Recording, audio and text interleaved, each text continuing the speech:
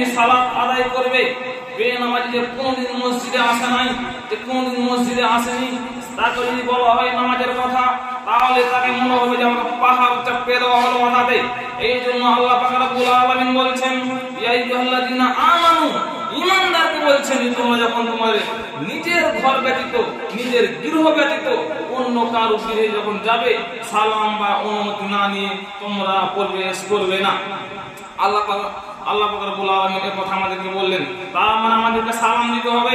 তার মানে আমাদেরকে যখন আমরা কোন জায়গায় যাব, কারো বাড়ি প্রবেশ করব, আমাদেরকে সালাম দিয়ে প্রবেশ করতে হবে। আবু হুরায়রা রাদিয়াল্লাহু তাআলা আনহু বলেন, রাসূল সাল্লাল্লাহু আলাইহি ওয়াসাল্লাম বলেছেন, এক মুসলমানের আরেক মুসলমানের উপরে 6টি হক। এক মুসলমানের উপরে আরেক মুসলমানের উপর 6টি হক। নাম্বার 1, যখন কোনো মানুষ অসুস্থ হবে তাকে দেখতে যাবে। নাম্বার 2, যখন কোনো মুসলমান মারা যাবে তার জানাজায় উপস্থিত হতে হবে। নাম্বার 3, কেউ যদি সালাম দেয় তাহলে সালামের জবাব দিতে হবে। নাম্বার 4, এবং কেউ যদি দাওয়াত দেয় তাহলে সে দাওয়াত কবুল করতে হবে।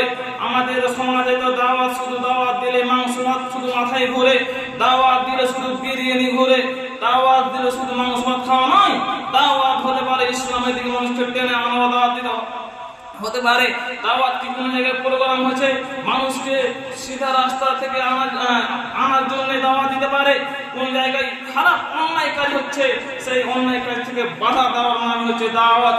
কিন্তু আমরা দাওয়াত দিই, আমাদের মন মতন দাওয়াত দিই। আমরা যখন আমাদেরকে কেউ কিছু বলে, দাওয়াত যখন দেয়, তখন শুধু আমাদের মাথায় বিরিয়ানি আর মাংস ভাত ঘুরে। তো 4 নম্বর হলো দাওয়াত দিতে হবে। 5 নম্বর হলো, 4 নম্বর দাওয়াত দিলে দাওয়াতে অংশগ্রহণ করতে হবে, দাওয়াত কবুল করতে হবে।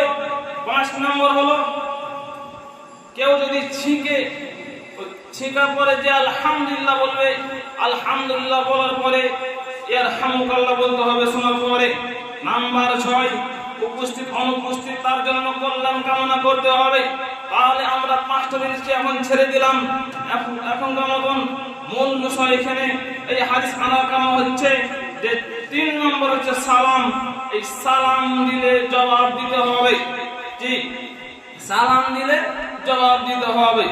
আবু হুরায়রা রাদিয়াল্লাহু তাআলা আনহু বলেন, রাসূল সাল্লাল্লাহু আলাইহি সাল্লাম বলেছেন, ইউসাল্লিমুর রাকিবু আলাল মাসি, যে আবু হুরায়রা রাদিয়াল্লাহু তাআলা আনহু বলেন, রাসূল সাল্লাল্লাহু আলাইহি সাল্লাম বলেন, তিনি আমাদেরকে, মুহাম্মদ সাল্লাল্লাহু আলাইহি সাল্লাম আমাদেরকে সালাম দেওয়ার পদ্ধতি শিখিয়ে দিয়েছেন, কিভাবে কাকে সালাম দিতে হবে। কেউ যদি মোটরসাইকেলে চেপে যায় আর যদি কেউ হেঁটে যায়, তো মোটরসাইকেল ওয়ালা সালাম দেবে হেঁটে যাওয়া ব্যক্তিকে। কেউ যদি হেঁটে যায় আর কেউ যদি বসে থাকে, তো হেঁটে যাওয়া ব্যক্তি সালাম দেবে বসে থাকা ব্যক্তিকে। এবং বেশি সংখ্যার লোক যারা বেশি আছে সংখ্যাতে, আমরা এখানে মনে করলাম আছে 70-75 জন, কেউ যদি বাইরে থেকে 10 জন আমাদের দলে আসে, তাহলে সালাম দিবে কে? 10 জন যারা আছে ওরা আমাদেরকে সালাম দিবে। বেশি সংখ্যার লোককে কম সংখ্যার লোক সালাম দিবে। আল্লাহ রাসূল সাল্লাল্লাহু আলাইহি সাল্লাম পদ্ধতি শিখিয়ে দিয়েছেন। রাসূল সাল্লাল্লাহু আলাইহি সাল্লাম বলেন, পৃথিবীর বুকে সবচেয়ে বড় চোর হলো সেই যে সালাত চুরি করে। কোন লোক জিজ্ঞাসা করলেন, আল্লাহ রাসূল, সালাত কিভাবে চুরি করা হয়, সালাত কিভাবে চুরি করে? তখন রাসূল সাল্লাল্লাহু আলাইহি সাল্লাম বললেন, যে ভালোভাবে রুকু করে না, যে ভালোভাবে সিজদা করে না, সেই হলো সালাত চোর, সেই হলো পৃথিবীতে সবচেয়ে সালাত চোর। আর কৃপণতা সেই কৃপণ ব্যক্তি সেই যে ব্যক্তি সালামে কৃপণতা করে।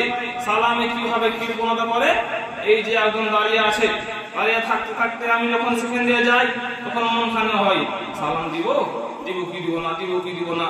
তখন যে সালাম দিব ভাবি, সে বলছে, এ বাবু শোনো তো, এই যে তখন তার কাছে চলে যাওয়া হলো, আমার সালামটা দেওয়া হলো না, সালাম দিব কি দিব, এইভাবে সেখান থেকে পার হয়ে চলে গেলাম। তার মানে আমার মধ্যে কৃপণতা চলে এলো। আল্লাহ রাসূল সাল্লাল্লাহু আলাইহি সাল্লাম বলেন, কৃপণতা জান্নাতে যাবে না। আনাবি হুরায়রা قال رسول الله صلى الله عليه وسلم لا تدخلوا الجنة حتى تستأنسوا حتى تؤمنوا ولا তাহাবাবতুম হাত্তা তাহাবাবতুম ওয়ালা